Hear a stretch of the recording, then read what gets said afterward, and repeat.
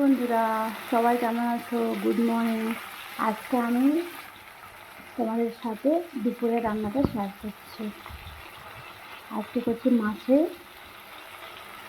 মাছ পটল দিয়ে তরকারি করছি। একটা দেখো শুধু শুরু করেছি, এখন পটলটা হাফ সিদ্ধ হয়ে এসছে, আর একটু করে আমি নামিয়ে দেবো পটলটাকে।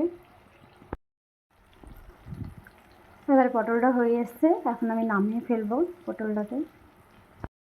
এবার মাছটা ভেজে নিচ্ছি।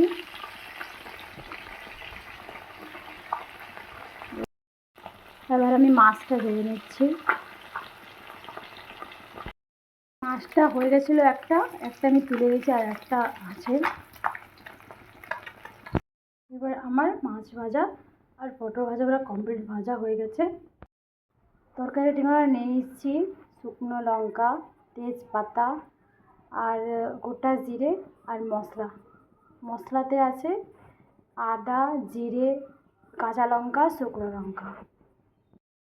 এখন আমি কড়াইতে দিলাম শুকনো লঙ্কা, তেজপাতা আর গোটা জিরে। একটু ভাজাভাজি টাইপের হয়ে গেলে তারপরে আমি মশলাটা দেবো। যে মশলাটাও দিয়ে দিলাম। টমেটো কুচিটা দিয়ে দিলাম এখানে। আমি লঙ্কা আর হলুদ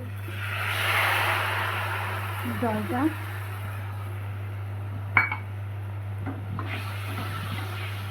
ভালোভাবে কষতে হবে এখন, যতক্ষণ মশলা থেকে জল না ছড়িয়ে পড়ে তেল ভাবটা একটু বেরোবে। এখন মশলাটা অলমোস্ট হয়ে এসছে, মশলা থেকে তেল ছেড়েছে। এখন এই মশলাতে জল দিয়ে ফুটাচ্ছি।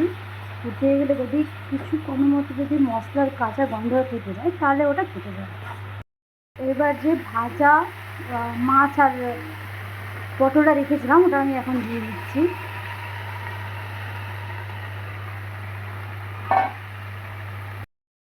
ট্যাংরা মাছের ঝোলটা আমার ফুলি কমপ্লিট হয়ে গেছে। আশা করি আপনাদেরকে ভিডিওটা খুব ভালোই লাগবে।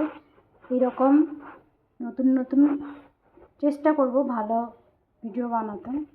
Thank you. Subscribe my channel guys.